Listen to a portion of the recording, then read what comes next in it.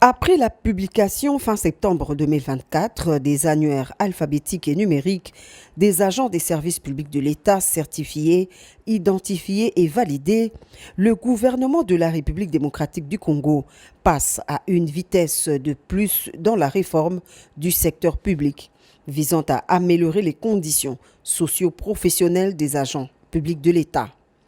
Le lancement de la nouvelle politique salariale des agents publics de l'État est une étape cruciale, jamais franchie dans l'histoire de la fonction publique congolaise.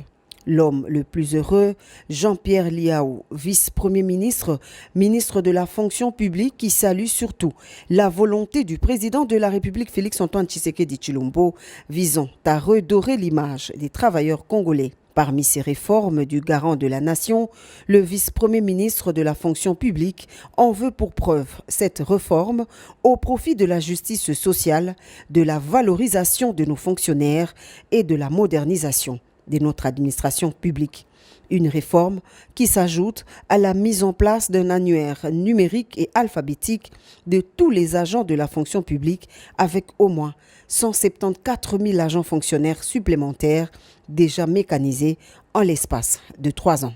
En effet, depuis plusieurs années, le secteur public est le théâtre des disparités salariales les plus flagrantes.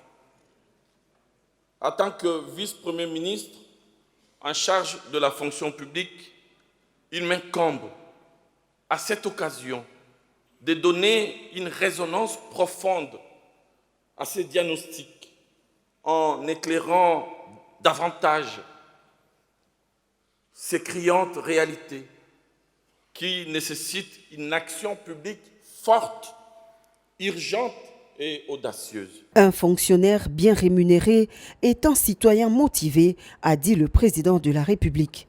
La question des salaires des agents de l'administration publique, une priorité pour Félix-Antoine Tshisekedi Tshilombo, qui dans son discours a souligné l'importance de cette réforme pour la stabilité économique et sociale du pays. Cette nouvelle politique devra impérativement garantir une rémunération juste, fondée sur les efforts fournis, les qualifications détenues et les responsabilités assumées, sans favoritisme entre institutions. Devra reposer sur une grille salariale unique, lisible et accessible à tous,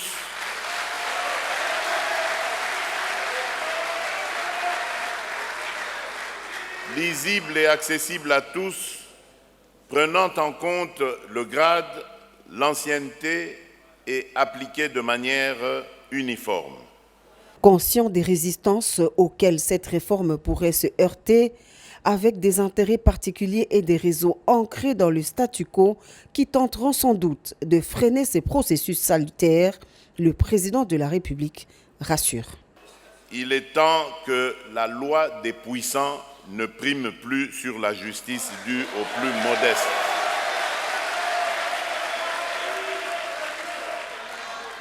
Je m'assurerai personnellement de la mise en œuvre de cette réforme. Notre administration ne peut rester otage d'inégalités héritées du passé. Une joie parfaite pour les bénéficiaires exprimée à travers l'intersyndicale nationale de l'administration publique, appuyée par un mot de reconnaissance par son président Fidel Kéangui au chef de l'État.